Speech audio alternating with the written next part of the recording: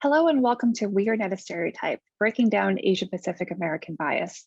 Thank you for being here with us for this series of talks created for educators by educators. My name is Andrea Kim Neighbors and I'm the Manager of Education Initiatives at the Smithsonian Asian Pacific American Center in Washington, DC. We could not have made this talking series possible without our brilliant speakers, Alison Kysia, Dr. Sabrina N'Diaye, Homayra Ziad, Sahar Aziz, and Margari Hill, who you'll be hearing from shortly. We're grateful for the space they're creating with us to talk about Muslims and Islamophobia in the 9/11 era. As the speakers for this video are in different parts of the United States and the world, we want to begin this talk acknowledging the people and lands our speakers are on. We would like to acknowledge the people of the land, past, present, and future, the ancestral lands of the Piscataway peoples, the area commonly known as the greater Washington, DC and Baltimore region, where the Smithsonian Institution, Alison Kysia, Dr. Sabrina N'Diaye, and Homayra Ziad are located. The ancestral lands of the Serrano, Western Shoshone, and Chemehuevi peoples, the area commonly known as Southern California, where Margari Hill is located, and the lands of the nation of Egypt, where Sahar Aziz called in for this video. We also want to take a moment to recognize those nations who are not acknowledged, yet occupy or have occupied the lands we live and teach on. I would like to take a moment to thank our sponsors, since this series would not be possible without their support. This project received federal support from the Asian Pacific American Initiatives Pool and Expedia. We would like to thank them for sponsoring this series and for making this learning opportunity available online for educators across the country. I'm now pleased to introduce our speakers. Alison Kysia is a multimedia artist whose work centers Muslims, Islam, and Islamophobia. She is the founder of the 99 Clay Vessels, the Muslim Women's Storytelling Project, and is a resident artist at Red Dirt Studio in Mount Rainier, Maryland, where she is creating a series of artwork about the impacts of the 9/11 era on Muslims and other targeted communities. Previously, Alison was the director of the Challenge Islamophobia project at Teaching for Change, where she wrote lesson plans and taught them in teacher professional development workshops throughout the country. She has written curricula and facilitated workshops for the Muslim Anti-Racism Collaborative, Zen Education Project, Amnesty International, Unity Production Films, Cutter Foundation International, and the Institute for Middle East Studies at the George Washington University.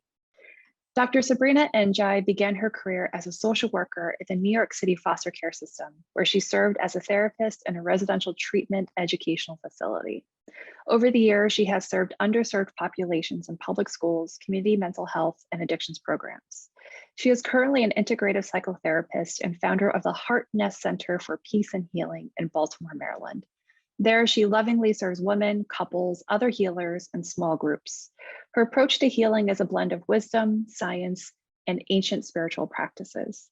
She is a proud senior faculty member of the Center for Mind-Body Medicine, where she teaches the art of self-care to healthcare professionals around the globe. As center faculty, she has responded to community-wide trauma, mass shootings, and natural disasters. She has served the center as a teacher and guide for Muslim community leaders in East Africa, the Middle East, and Central Asia. Homayra Ziad is an educator, writer, scholar activist, and mother. She is a practitioner of community-engaged teaching and scholarship and directs the program in Islamic Studies at Johns Hopkins University and leads a grant on community-engaged pedagogy in Islamic Studies. She is an associate editor of The Commons, where artists, activists, and scholars explore religion, social justice, and public life, and is on the core team of the 99 Clay Vessels project. Homayra has 20 years of experience in interreligious education and programming, and was the founding co-chair of the American Academy of Religion's Interreligious and Interfaith Studies group. Sahar Aziz is a professor of law and chancellor social justice scholar at Rutgers University Law School. Her scholarship examines the intersection of national security, race, religion, and civil rights with a focus on the adverse impact of national security laws and policies on racial, religious, and ethnic minorities. She is the author of the book, The Racial Muslim, When Racism Quashes Religious Freedom, and the founding director of the Center for Security, Race, and Rights, which is the first civil rights center at a US law school to focus primarily on the civil and human rights of Muslims, Arabs, and South Asians. Professor Aziz is a recipient of the Derek A. Bell Award from the Association of American Law Schools and was named a 2020 Middle Eastern and North African American National Security and Foreign Policy Next Generation Leader by New America. Margari Hill is the co-founder and executive director of the Muslim Anti-Racism Collaborative, a human rights education organization. She's also a freelance writer published in How We Fight White Supremacy, Time, Huffington Post, and Al Jazeera English. She has 7 years of full-time experience working in community organizations and over 15 years as an educator in various capacities, including instructor, curriculum design, school policy, teacher training, and online learning. She earned her bachelor's degree in history from Santa Clara University in 2003 and a master's in history of the Middle East and Islamic Africa from Stanford University in 2006. Her research includes transformations in Islamic education, colonial surveillance in northern Nigeria, anti-colonial resistance among West Africans in Sudan during the early 20th century, interethnic relations in Muslim communities, and the criminalization of Black Muslims. She's on the Advisory Council of Islam, Social Justice, and Interreligious Engagement Program at the Union Theological Seminary. Thank you for being here and for watching this video about Muslims and Islamophobia in the 9/11 era.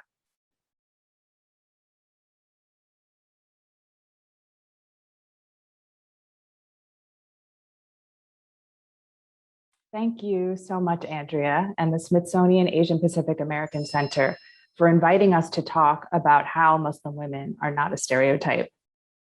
As a multimedia artist and grassroots educator, I created a project to amplify the voices and experiences of Muslim women called 99 Clay Vessels, the Muslim Women's Storytelling Project. I made these vessels when I was stuck in a job with a director and a board who held deeply ingrained stereotypes about Muslims, and where ironically, I was hired to teach about Muslims, Islam, and Islamophobia. They also held very negative stereotypes about Black people and immigrants, which isn't surprising because that is often how bigotry shows up and is important to note, and we will discuss later when we discuss educational interventions to challenge anti-Muslim bias. The director became increasingly combative and retaliatory when I and other Muslims who worked there challenged her stereotypes. So I was stuck in this very oppressive work environment, and I was distraught by the situation, which lasted for about 1.5 years. And I kept asking God, what am I supposed to do with this situation? Clay has long been a therapeutic outlet for me. And I started making these sculptural pots to symbolize the 99 names of God in Islam, known as Asma al-Husna, or the beautiful names. I love the symbolism of the 99 names because it represents the diversity of all encapsulated in the one, this beautiful Islamic principle that to know God, one has to embrace diversity and complexity. I fired the pots using a specific firing method that captures the flame marks on the clay, which signifies the transformation of the clay. And that is important to me because I was trying to find a way to transform out of the situation that I was in, not simply to walk away, but to transform. If you look closely at the pots, the fire marks look like the cosmos. And I like that symbolism too, because we are all microcosms of the macrocosm, just like we're all part of the whole. Creating the pots for me was a dhikr, which is a ritual Islamic practice that means remembrance. Creating these pots was a way for me to remember what I love about my faith. And there is so much that I love about my faith, which for me is the epitome of self-care. It is my refuge. It is my commitment to making time for contemplation, reflection, and learning as a process of self-discovery and a process of self-improvement. A Muslim means one who submits to God, and I love that. And there is a beautiful quote in the Quran: refrain from following your own desire so that you can act justly. That quote is what it means to submit and sums up well why my faith is so important to me. After I created the 99 clay vessels, I wanted them to do for other Muslim women what they did for me. These pots held me during a very difficult time in my life, and I wanted them to hold the stories of other Muslim women who, like me, have been through experiences of bigotry and discrimination, and who use their faith to get through challenging experiences and then use those experiences to fuel their work as activists and advocates who are working to heal the world in so many beautiful ways. In this project, 99 Muslim women are participating in storytelling workshops to unload some of the stories they are carrying. Not all of these stories are outward facing, meaning a non-Muslim enacting bigotry on a Muslim, Some of the stories that the Muslim women in this project are sharing are about the ways that other Muslims have victimized them through anti-Black racism, anti-immigrant racism, homophobia, transphobia, wealth inequality, and sexism. Muslims in the United States are extremely diverse, and that diversity actually leaves a lot of room for stereotypes and bias. No one is immune from being biased or racist or bigoted. What differentiates us is our willingness to learn and listen and change our behavior in ways that reduce harm. But it's important to note that Muslims can also perpetrate bias against other Muslims for a variety of reasons. And that is because we are not all one people, which is another enduring stereotype. So in the 99 Clay Vessels Project, Muslim women participate in a storytelling workshop and then create a story, any story they want to tell in whatever form they want to share it. Some women are writing poems, others are writing letters to a loved one, or writing a letter to their former self or future self. Some are writing original songs and singing them. Some are painting pictures. Some are writing a letter or poem to the person who victimized them. At its heart, the 99 Clay Vessels Project is a celebration of Muslim women's self-expression and our diverse experiences and diverse identities. And the stories in this project are deeply humanizing. The project is a healing resource for Muslim women and a socially engaged art project. It's also an educational tool, one part of an entire toolbox we need to challenge Islamophobia and anti-Muslim bigotry. This year, 2021, we are commemorating 20 years after 9/11. The 99 Clay Vessels Project, in addition to the years of anti-bias work I have done, is a way of calling out the fact that every year we remember what happened on that one day, but we exclude so many other stories from national storytelling projects and multi-million-dollar memorials. So many people have been impacted because of that day, because 9/11 was used to justify rising militarism, bigotry, hate crimes, and violent and unjust government actions globally and domestically. Stories about the consequences of 9/11 beyond that one day complicate simplistic narratives of us versus them. And it is the us versus them stories, the dominant stories about 9/11, that are so dangerous because they are dehumanizing. And dehumanization is a key that unlocks the door of violence. The stories in the 99 Clay Vessels Project are meant to humanize, and from there, from a place of opening your heart to see people's humanity, then we must continue to learn about the multifaceted nature of Islamophobia and anti-Muslim bigotry in conversation with other forms of bigotry and discrimination, if we want to create successful interpersonal and structural interventions to disrupt these harmful beliefs and actions. The 99 Clay Vessels Project is a project by and about Muslim women because Islamophobia is gendered. It affects different genders differently. And I wanted to cultivate sisterhood in this project. But many other groups of people were also affected by the aftermath of 9/11, and it's critically important to study Islamophobia from multiple vantage points. Many other people have been impacted. Muslim men, of course, who are always framed as a terrorist threat. And many other groups of people have been targeted in hate crimes and government surveillance, like Sikh Americans, South Asians, Christian Arabs, Black Muslims, who are specifically targeted in government surveillance programs.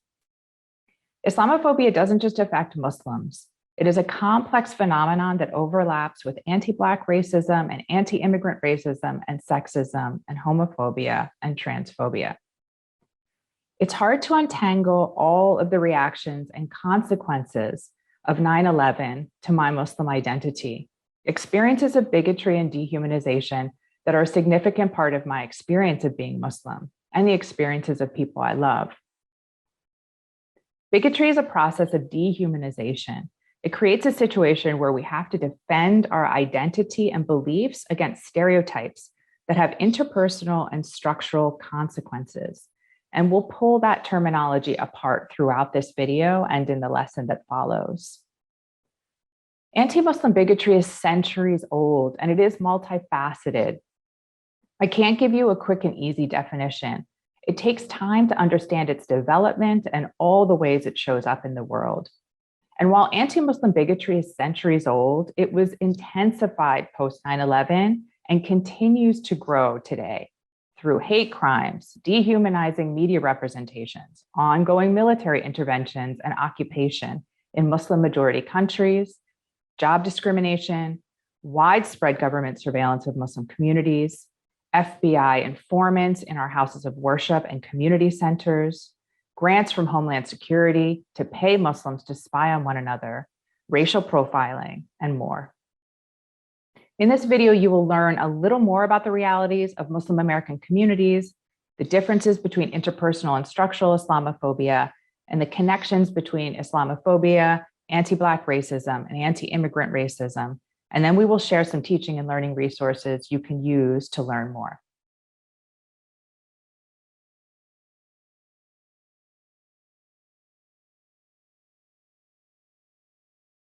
I am talking to you today from Baltimore, Maryland, but I'm originally from New York City and I've lived all over this country. So I'm a therapist. Some people call me a healer. I don't know necessarily what that means, but I'm a therapist. I'm a clinical social worker. I have a doctorate in mind-body medicine. And in a nutshell, what I do for my living is I help people heal from traumatic life experiences. I've traveled all around the world in response to global trauma. I've helped people work through homicide, suicide, natural disasters, war, multiple acts of war. And lately, the past several years, I've responded to multiple school mass shootings. So what do I love about being a Muslim? That's a real multi-layered question. I took the declaration of faith, which is what we call Shahada, really because I loved a group of men. And these men, my relationship with them really changed my life.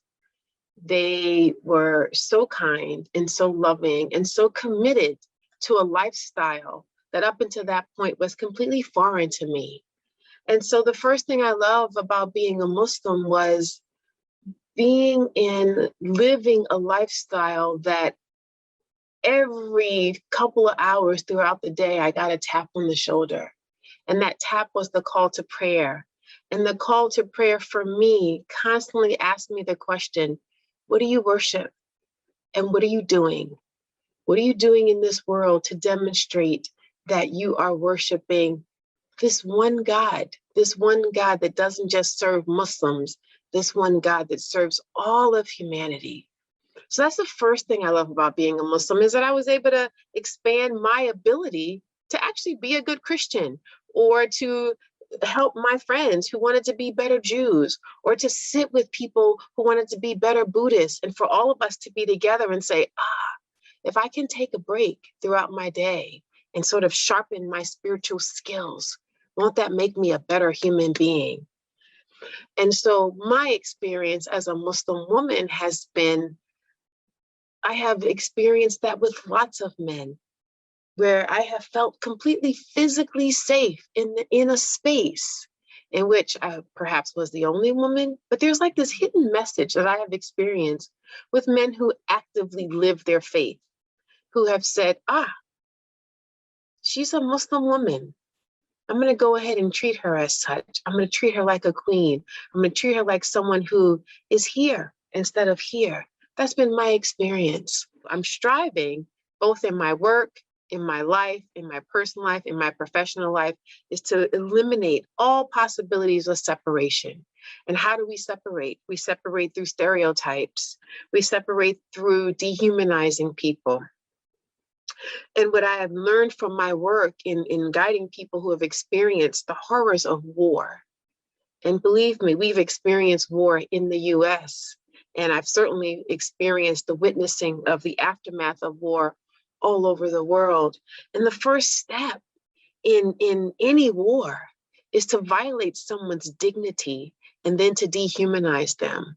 It's not easy. It seems to be very, very quick for us these days to just simply dismiss people, not human, not worthy of dignity, not worthy of respect. Because when people tell stories, we're able to lift away all the fluff.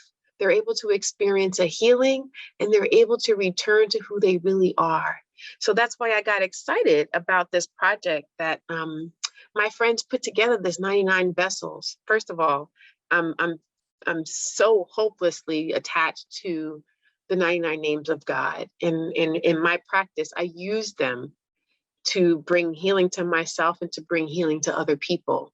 And what we are taught in Sufism is that every single letter in every single name of God has a hidden meaning and a sound code that reverberates through every organ. So I'm spending much of my day reciting these names anyway.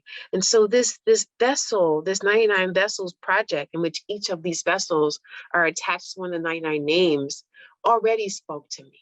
And then what we've been able to do with these women is recite these names, sometimes quietly, sometimes vibrantly, loudly, until they land at, there's a story inside of me that needs to be told. And every single person is telling a different story.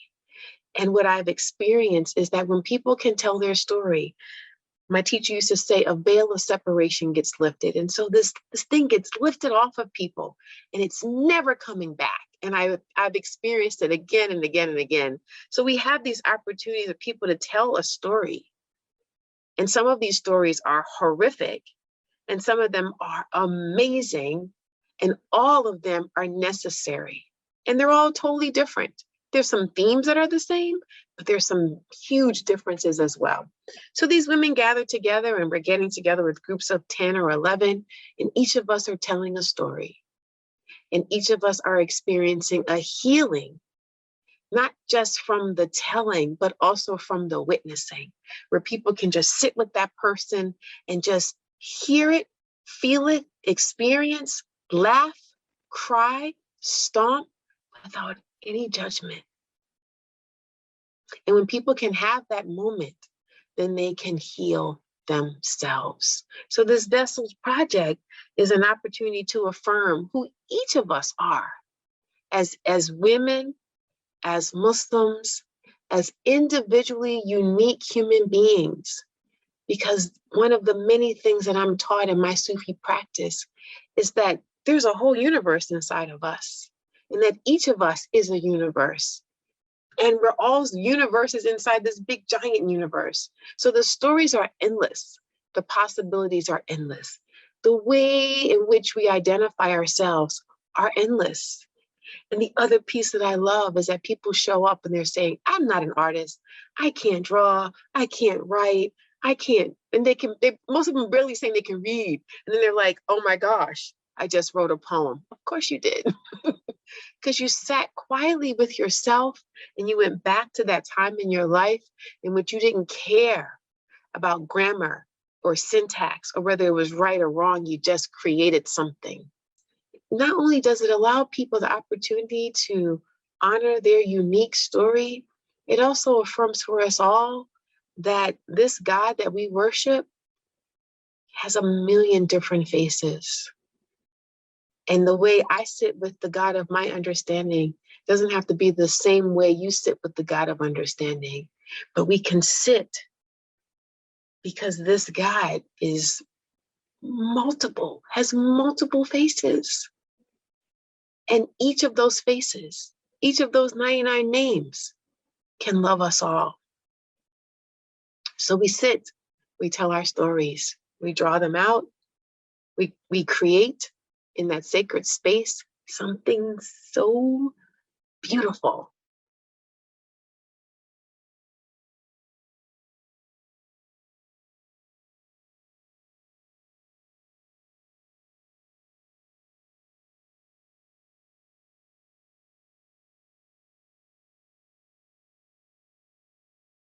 I'm Dr. Homayra Ziad, a scholar of Islam and Muslim spiritual traditions and program director of Islamic studies at Johns Hopkins University.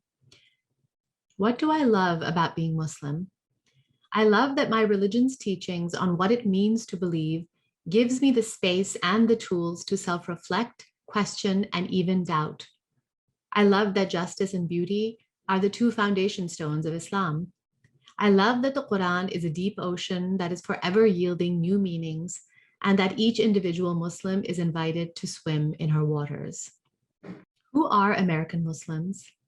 Not what you think. For years, we have been fed a steady diet of stereotypes about Muslims. These are stereotypes that would be understood as racist if applied to any other group. We may not know it, but negative stereotypes about Muslims have been a part of our cultural consciousness for centuries. They take different forms at different times, but they are systematic, sustained, and serve very particular political agendas. Do any of these sound familiar? Muslims are foreign. Muslims are violent. Muslims don't believe in democracy. Muslims hate America. Muslims want Sharia law to control the world. Muslim women are silent, oppressed, and invisible in public space. How about these? All Muslims are Arab. All American Muslims are immigrants. Muslims make every decision based on a narrow and unchanging set of religious beliefs. Muslims don't accept other religions. These are all stereotypes. The most destructive aspect of stereotypes is that they prevent us from actually seeing what's in front of our face, what the data clearly tells us. They prevent us from asking questions and really listening to discover. They destroy our beautiful human capacity to be surprised, moved, and changed by another human being. Muslims are not just a list of beliefs and practices. Like all human beings, Muslims exist in the world in complicated ways. Who benefits from stereotypes? Stereotypes have a distinct purpose, and that is to make the people or group being stereotyped appear less human. This is dehumanization. Stereotypes are not just fears or pathologies. They can certainly create fear and create pathologies, but stereotypes are manufactured to serve political and economic goals, and usually to benefit a small group of people at the expense of many others. Ask yourselves, do we go to war with countries whose cultures we are taught to admire and emulate? No, because we must dehumanize people and discredit everything they stand for, their appearance, their habits, cultures, religions, in order to inflict violence upon them. Stereotypes justify violence. Where do stereotypes about Muslims come from? Stereotypes do not appear overnight. Stereotyping about Islam and Muslims is a deliberate centuries-long creation rooted in the politics and religious ideologies of medieval Europe. Stereotypes about Muslims that date back to the Middle Ages became very useful instruments of propaganda from the 18th century onwards, in the age of Western colonialism and imperialism, when European empires began to invade, colonize, and steal the resources of much of the Muslim majority world. This was also the time and age of the transatlantic slave trade. Just as Europeans manufactured the modern idea of race to justify the enslavement of Africans for economic benefit, they reintroduced stereotypes of all Muslims as uncivilized, barbaric, and hateful. These stereotypes and the dehumanization of Muslims allowed European powers to justify the stealing of land and resources for hundreds of years. The United States are the inheritors of European imperialism. After World War II, our country has instigated, supported, or been involved in almost every conflict in Muslim majority regions around the world for political and economic benefit, leading to unimaginable bloodshed and loss of life. Since 9/11, we have also invaded, occupied, and destabilized several Muslim majority countries. Stereotypes about Muslims justify the violence our government inflicts upon Muslim nations, but also allows us to close our eyes to the impact of that violence. The rise in terrorism against Americans, including the horror of 9/11, was directly related to the violence our country inflicted on other countries for decades. Instead of acknowledging this, our political analysts reintroduced the idea of a 1,000-year-old clash between a backward, aggressive Islam and an enlightened, civilized West. They claimed that the perpetrators of 9/11 attacked us not because of the violence our country inflicted for decades, but because the perpetrators, as Muslims, were inherently violent and hated our freedoms. The so-called war on terror launched after 9/11 is based entirely on this stereotype. The human suffering of this endless war is unimaginable. The war on terror has cost us as Americans at least $6 trillion, with ripple effects in our economy for decades due to job loss and rise in interest rates. It has led to almost 1 million deaths due to war violence. Half of these are civilians, with many times more dying due to related malnutrition, exposure, and environmental causes. 37 million people have been displaced. Countless precious traces of human civilization have been damaged or destroyed. The financial benefits of war for many wealthy individuals and corporations in the US, however, has been immense. As I mentioned earlier, stereotypes are created to benefit a small group of people at the expense of many, many others. Stereotypes about Muslims during the war on terror also led most Americans to accept civil rights abuses against our own people, against American Muslims. We accepted aggressive surveillance, profiling, and registration programs. We accepted torture. We accepted detention and deportation. We accepted intrusions on freedom of religion at home, including anti-Sharia laws, bans on headscarves, and racist protests against the building of mosques. We did not respond with anger to hate crimes against American Muslims. We believe the stereotype of a terrible Muslim enemy, the greatest threat to American values and American freedom. Now let's go back to our original question. Who are American Muslims? The first step in dismantling stereotypes is to name them and then see what the data actually tells us. So I'd like to paint a picture with data, and I want you to set aside what you think you know and really listen.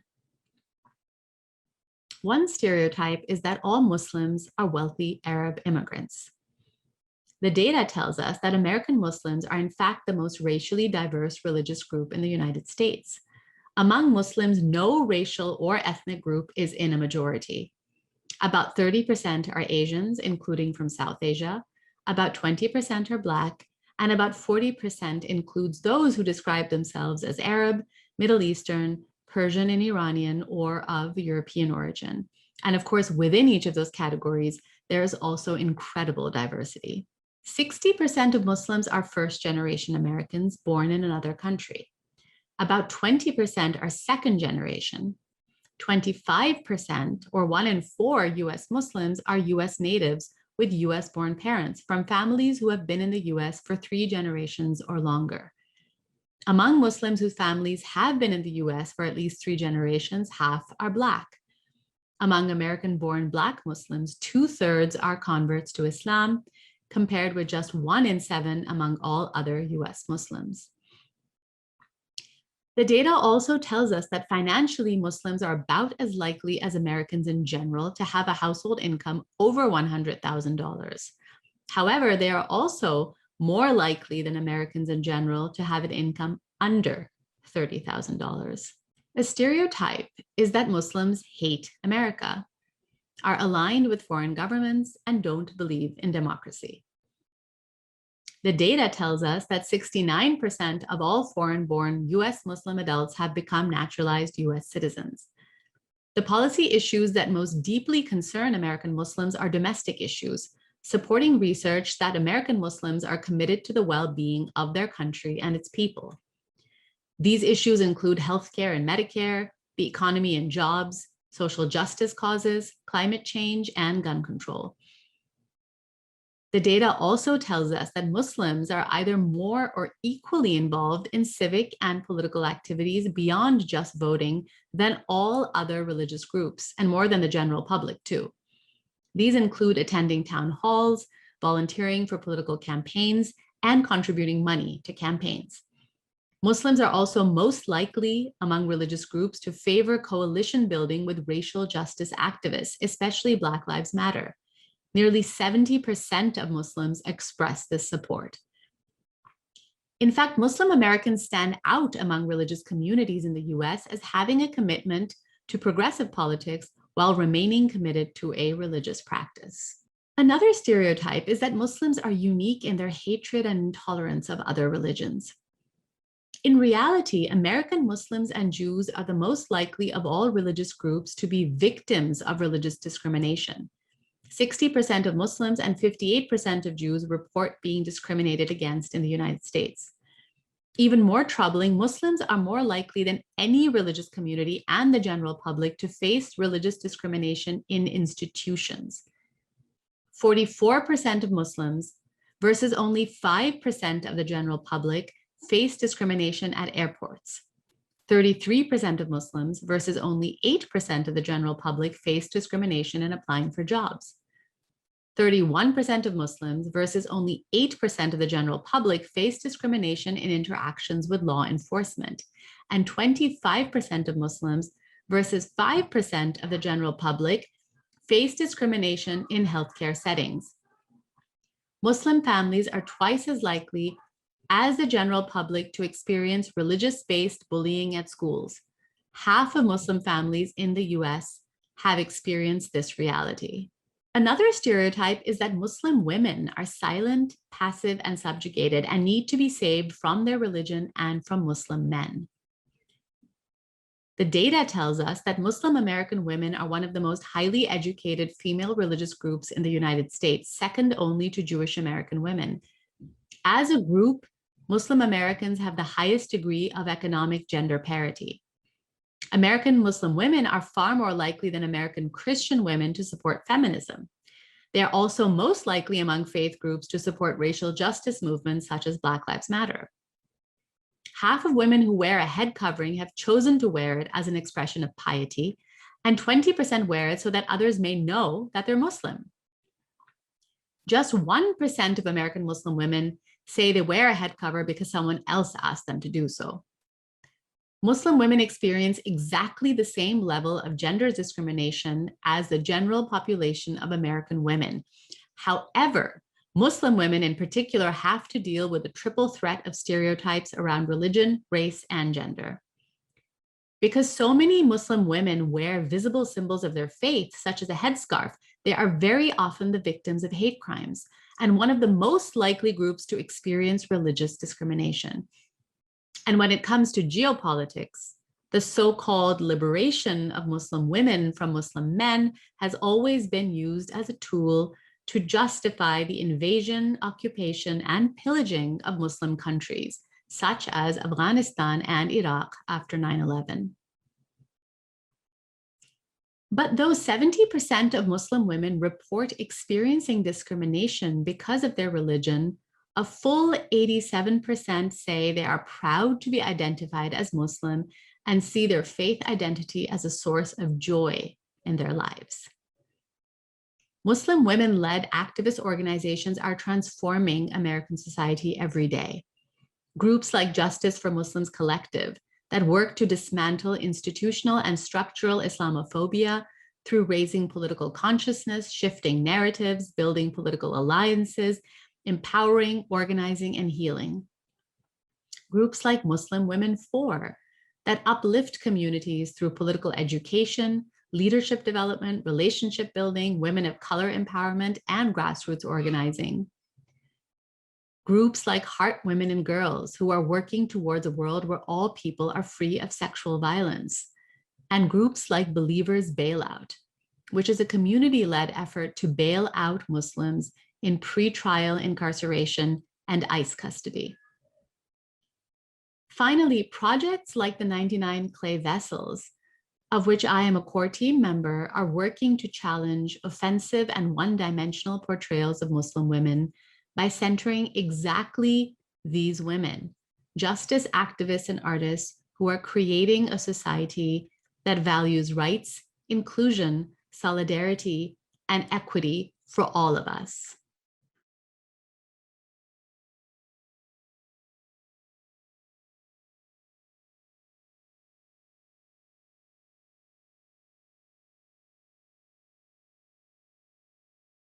My name is Sahar Aziz. I'm a law professor and a Chancellor Social Justice Scholar at Rutgers University Law School. I'm also the founding director of the Center for Security, Race, and Rights at Rutgers University Law School.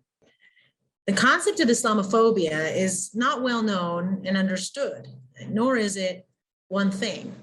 And Islamophobia is a term that can encompass many different negative prejudices and negative harmful treatment against people who are in fact Muslim or perceived to be Muslim, regardless of whether they are religious. And like any phobia, it tends to homogenize and collectively punish large groups of people based on these prejudices. And the prejudice that is most salient in Islamophobia is the presumption that Muslims or those perceived to be Muslims are either outright terrorists or have a higher risk of becoming terrorists or joining terrorist organizations, or are secretly planning or associating with terrorists. And that type of prejudice has large effects or wide adverse effects on individuals and on communities, ranging from state-sponsored Islamophobia to private Islamophobia. So state-sponsored Islamophobia is where the US government targets Muslims in particular and Muslim communities under the presumption that they are more likely to be terrorists, under the presumption that any political dissent they express is an indication that they are disloyal at best or planning some sort of illicit attack at worst. So it strips those individuals of free speech, free association, freedom of thought, because they're afraid that anytime they criticize the United States, whether on their domestic policies or even more so on their international policies against Muslim majority countries, whether it's opposition to the war in Iraq or whether it's opposition to the occupation of Iraq or Afghanistan, opposition to torture at Guantanamo Bay, extraordinary renditions. I mean, there are many things to be critical of the United States in the post 9/11 war on terror. And when Muslims engage in those types of criticisms, instead of being treated like any other American or any other resident of the United States, of someone who has a differing political opinion or who has the right to disagree with American foreign policy, they're suspected of being disloyal. They're presumed to be fifth columns or people who are out to harm the US rather than criticizing policies because they genuinely think this is not good for the country's best interests. Private Islamophobia then takes the form of discrimination against individuals or communities by private actors. So that can be workplace discrimination, that can be hate crimes, bullying of school children in schools, or mistreatment of Muslim teachers, and other forms of discrimination based on these stereotypes of Muslims, that they are violent, that they are disloyal, that they are uncivilized, inassimilable, and therefore are deserving of this type of mistreatment. So in my new book, The Racial Muslim, When Racism Crushes Religious Freedom, I address another very common debate that comes up when discussing Islamophobia, and that is the difference between Islamophobia and anti-Muslim racism. Now, to some extent, the difference is more semantic, and scholars are often engaged in these semantic disagreements about wording, but the difference between the two terms does have some substantive impact. Islamophobia is the actual fear, prejudices, the root causes of anti-Muslim racism, which is the manifestation of Islamophobia. And where Islamophobia and anti-Muslim racism also converge is that racism is a form of bias that is grounded in the social construction of race. And then that raises the question, but Muslims are not a race. Muslims are a religious minority, which is true, as a matter of fact. However, race is a social construction. And so the United States, especially post 9/11, has socially constructed Muslim identity in a way that makes it more of a race, whereas a person's religious beliefs, their practices, and their associations impute biological characteristics as if they are inherently disloyal, as if they are inherently violent, as if race treats people in biological terms such that it's as if it's embedded in their DNA. Now, we know that's false. Although before 9/11, there was certainly prejudice against Muslims and bigotry against Islam, both theologically and socially and politically, that form of prejudice tended to be much more connected to international affairs. It ebbed and flowed, whether it was because of the 1979 Iranian Islamic Revolution and the subsequent hostage crisis of US State Department embassy personnel, whether it was because of Gulf War I when the US went into Kuwait to fight Saddam Hussein's army, or whether it was the first World Trade Center attack in 1993. So those events certainly triggered Islamophobia, and they triggered negative media portrayals of Muslims who are all presumed to be Arabs, when in fact Arabs are actually a minority of Muslims worldwide.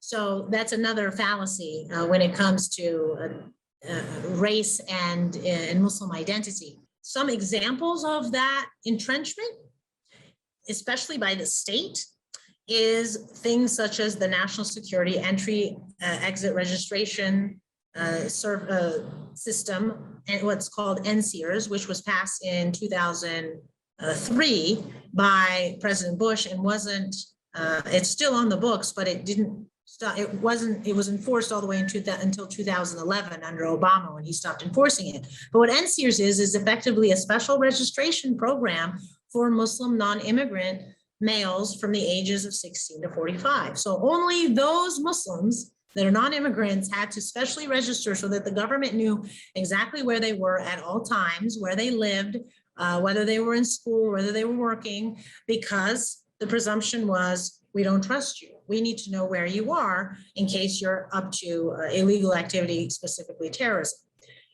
We heard Donald Trump call for a Muslim registry when he was running for president in 2015, and he did it unabashedly. And he did it justifying it based on national security and patriotic agenda. We also saw it in the 2017 Muslim ban that was effectively an executive order issued and signed by then President Donald Trump, where he overtly excluded millions of Muslims from 7 Muslim majority countries. And after multiple rounds of litigation, yes, the Muslim ban's reach shrunk to less countries and less people from those countries, but it was still upheld by the Supreme Court of the United States. So those are forms of state-sponsored Islamophobia where the message to the public is very clear. Muslims, it is rational and it is patriotic to distrust Muslims, right? And that we should collectively punish them. We shouldn't treat them as individuals the way that we would treat a white American, a white Protestant, a white Catholic, but in fact, we treat them based on the behavior of the worst of them. So the final question is, how do stereotypes affect our rights? They play a significant role, both in terms of implicit bias and explicit bias. And so when we start with explicit bias, they're often expressed in ways where people have some form of power and how they exercise that power over people who are in fact Muslims or perceived to be Muslims. And that power may be as clear as a supervisor and an employee over an employee, or it could be a professor over a student or a teacher over a student.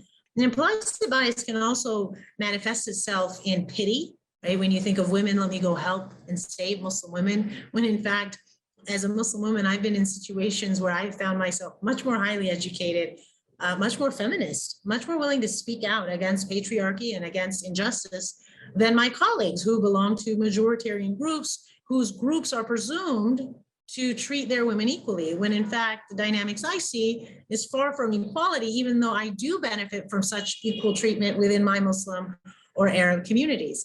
So things are not always what they seem. And again, misogyny, patriarchy is universal and global. As we mourn the deaths, as we remember what happened and we learn from our mistakes, because our country made a lot of mistakes after 9/11, whether it's as specific as rounding up thousands of Arabs and Muslims and South Asians to deport them within the first 6 months for the most minor immigration infringements or violations, and deporting them wholesale because we wanted to get rid of as many Muslims as possible, or from changing our immigration laws to be more exclusive against Muslims, or whether it's entrapping young Muslim men by the hundreds in more than 500 sting operations, which I've already reported in my empirical research, but entrapping them in sting operations so that we can inflate our anti-terrorism prosecution numbers, and that the government can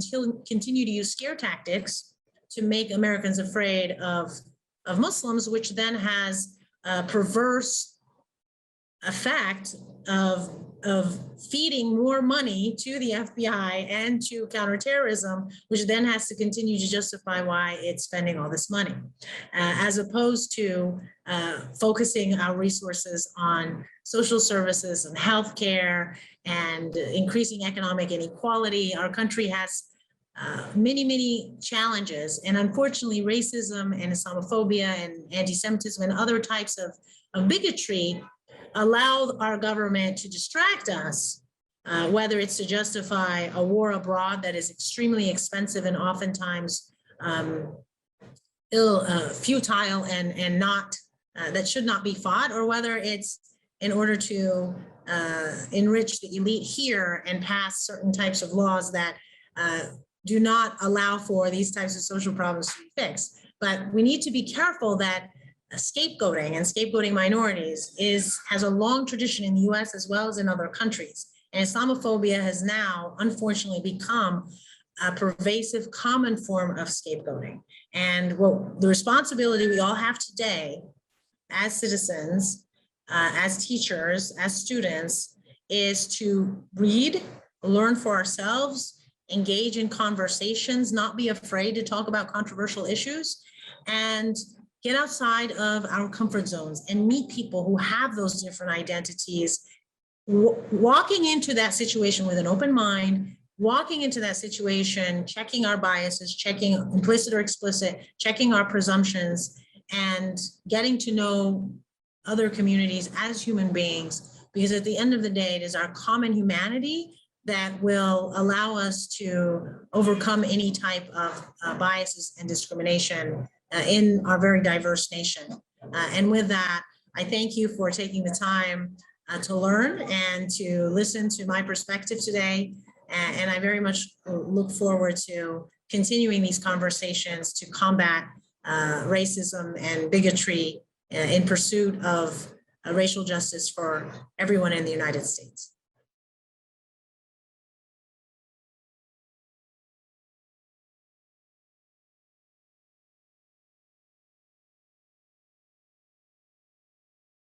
My name is Margari Hill. I'm an anti-racism educator, and I live in Southern California. So what do I love about being Muslim? That is really a great question. A lot of times people ask me, why did I embrace Islam? And I embraced Islam when I was 18 years old, and I've been Muslim for about 27 years. And every day I wake up and I make a choice to be Muslim. And I love my faith practice. I love being in a multiracial family, right? A multi-religious family as one of the few Muslims in my extended family.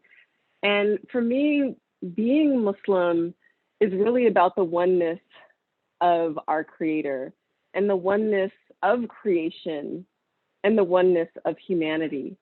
And that connects me not just with Muslims, but with people throughout the world, knowing that my actions can be a conduit of our Creator's mercy, that my actions can connect us, and that I can become more connected with myself, with my relationship with others.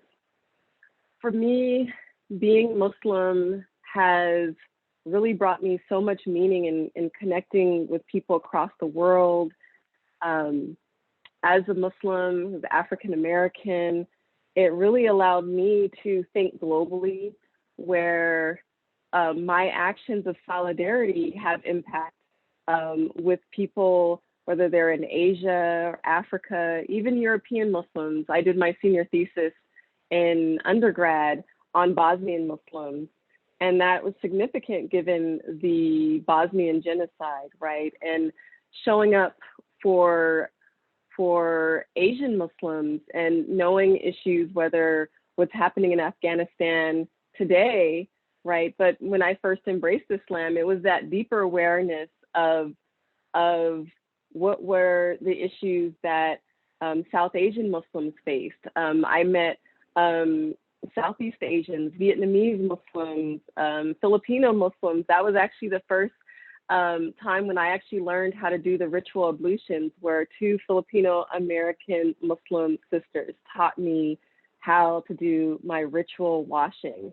So that is like the beautiful thing, right? Is being able to connect with people who are very different. And all I have to say is the universal greeting, Assalamu alaikum. Why is it important to connect the dots between Islamophobia, anti-Black racism, and xenophobia? For me, as a visible Muslim woman, as a visibly Black woman, I've been asked since I was young, where am I from? Who am I? Been told I didn't belong, right? And so when I was a little girl, I used to see things sketched on my school desk saying, go back to Africa. And even though we're descendants, many generations, right? I'm a descendant of those who were kidnapped in the transatlantic slave trade, that even though we had been here for many generations, to be told I didn't belong. And that gave me empathy when I was a little girl and encountered people who were different. When I encountered Asian Americans, and I encountered those from the Latinx community, right? We didn't use those terms back then, it was the 80s, but it was like, I was deeply empathetic when people were xenophobic. And even then, as a young girl being, I was even asked, where are you from? Why are you here? And when I became Muslim and started wearing the scarf, of being asked, okay, where are you from? How did your family come here? And and I would actually tell them this complex story, right? And it's like, no, we came here for many generations. So even as someone who is not from an immigrant background, right? My ancestors were forcibly migrated, but to be constantly told we don't belong builds that empathy. But knowing that anti-Black racism and the xenophobia and Islamophobia have the same roots, right? Around who belongs in this nation, in this country, and who doesn't, right? Where even the indigenous people, the first people in this country, they've been subjected to xenophobic rhetoric, right? Of saying that they don't belong here. The ways that we need to understand the root causes of Islamophobia, we really have to go deep into our own history, right? Whether we're looking at the doctrine of discovery, which justifies Native genocide, it justifies the enslavement of Africans, and it justifies the continual warfare against Muslims. And so you could see this in some of this doctrine, and these affect all of us still today. And these, these doctrines, these papal bulls, which were used to justify conquest, enslavement, and forms of oppression, that rhetoric still plays a part in tropes that we see that justify warfare, that justify the criminalization of Black people, the criminalization, right, and making Muslims be perceived as foreign, as a brown foreign other, and understanding that Islamophobia, the anti-Muslim bias, right, which Edward Said called it Orientalism, right, where Orientalism was about the East, right, and it's anti-Asian sentiment. And so when we make those kind of connections, we can actually get at the root cause. And at the roots, we can build solidarity in ways that don't pit us against one another. And for those who have overlapping identities, this is also really critical, because I've been subjected to xenophobic discourse, right? Like I said, it's the xenophobic discourse that I've experienced, the anti-Black racism, and I've also experienced Islamophobia. And that for me to be free, right, for me to feel liberated in this country, I can't let one of those go. I can't just say like, okay, address the Islamophobia without the xenophobia, that wouldn't work. Address Islamophobia without addressing anti-Black racism, it wouldn't work either. That we have to address them all to, to move forward. The majority of the Muslim population comes from either Africa or Asia. And a lot of times we kind of divide it up. We think about Middle East, right, which is a colonial construction. But Islam overwhelmingly, population-wise, is of Asian religion, and the second largest demographic outside of the Southeast Asian will be Sub-Saharan African, Black Muslims. And a lot of times when we imagine who are the Muslims, it falls into that trope of thinking about a Mediterranean look or a Southwest Asian look, as opposed to thinking about the diversity of Muslims globally, which overwhelmingly, is very Asian, but is also very Black. While and many times in our discourses, we put both Africa and Asia on the periphery when we talk about Islam. It's important to think about the three ways that the Muslim community is targeted. The Muslim community is targeted in the immigration system, right? We had the Muslim ban. There's also, since 9/11, with the Patriot Act, many countries have been subjected to a lot of discrimination as far as like who can come to United States, right? And so the immigration system puts a special scrutiny on the Muslim community. We're also impacted by the national security system, right? Where the Muslim community has been under a special scrutiny and targeting as far as like surveillance, even just for being Muslim with the national security system. And this also plays a part in the criminal justice system, where there are connections after 9/11 with the Patriot Act, which allowed the federal government, the Department of Homeland Security, to have more relationships, closer relationships with local policing. And so then you have local policing starting to surveil people just because they're Muslim, not for committing a crime, just for frequenting cafes, for being from a particular ethnic group.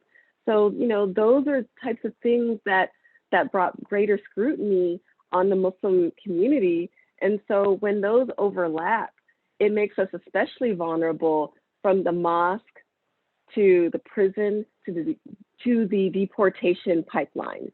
We like to talk about it, in my own work at Muslim Anti-Racism Collaborative, where we address Islamophobia, racism, and xenophobia, right? We think about social identities and how we could have multiple social identities, and some of our identities may be targeted in different ways and in different spaces, right? And it's not all the same. And when we flatten it out, we may not understand how it may play out for each community. And we have to move beyond oppression Olympics, but understand the logics and how sometimes the ways that our society targets a community may pit us against one another, so that we never get at the root cause and we never address the thing that is defining and shaping our society to make it less welcome and less safe for all of us. And the way that I experience Islamophobia will differ from how another Muslim from a different race, how a South Asian Muslim may experience it, how an Egyptian American Muslim may experience it, how a Bangladeshi Muslim may experience it. So we have to take those into account by considering those intersecting identities. When we can connect the dots we can see each other's humanity. We could see beyond the narratives. We could see beyond the tropes. We could see beyond the stereotypes. And we could see the oppressive interpersonal behavior for what it is. We can see the oppressive policies for what they are. And they really undermine our values. I had to kind of look up solidarity as I was working on a solidarity workshop, and the questions that we've had, like we've doing anti-racism training, you know, when we consider the terms of allyship, right, and in solidarity, what does it mean to show up for others? The actual definition of solidarity is an awareness of shared interests, objectives, standards, and sympathies, creating psychological sense of unity of groups and classes. It refers to the ties in a society that bind people together as one. And that sentence, the ties in a community that bind people as one, that is solidarity. When we are one, this is not just I'm showing up for those people over there. It's like those people over there, they're me. And that's where we have not just, you know, the sympathy, but deep empathy.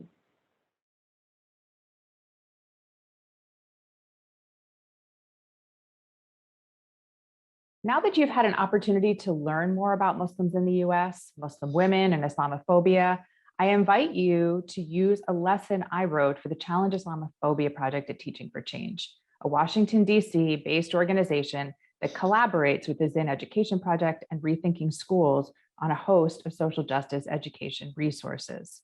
Religion is not the root cause of Islamophobia. Racism is the root cause of Islamophobia. And when I use the word racism, I mean an ideology that justifies the stealing of land, resources, and labor. That is a definition that ties together settler colonialism, which is how the US was founded, slavery, anti-immigrant racism, and imperialism. And we cannot understand Islamophobia without understanding both the interpersonal biases of it within the larger framework of US imperialism through never-ending wars in Muslim-majority countries. Rather than teaching religion, a great follow-up to this video is a lesson I wrote called What is Islamophobia? Interpersonal versus structural discrimination. The point of the lesson is to build a definition of Islamophobia. It isn't an easy word to define because, as you learned from the speakers in this video, Islamophobia isn't one thing. It shows up in the world in many ways and evolves over time. So the idea of this lesson is to look closely at a variety of evidence, including poetry, media images, news clips, and research data, and then use that evidence to construct a definition. After constructing a definition of Islamophobia, participants then categorize the examples of Islamophobia they learned about by deciding if they are interpersonal examples or structural ones. This is critically important because we all need to build our vocabularies about structural oppression if we're going to affect large-scale social change. And that when activists talk about structural changes that need to be made, we understand what they're talking about and we support their efforts. There are a number of other lessons on the Challenge Islamophobia project site that would be useful to explore, including a lesson using a collection of narratives from hate crime survivors collected by Arjun Singh Sethi in his book, American Hate, that I would also suggest, particularly as we see a rise in anti-Asian hate crimes. His book does a great job of illustrating the way hate crimes affect many different communities in the US, which in turn helps us think about how we transform our society's addiction to violence, from decades-long global wars to the systematic killing of Black people by the police and to ongoing hate crimes.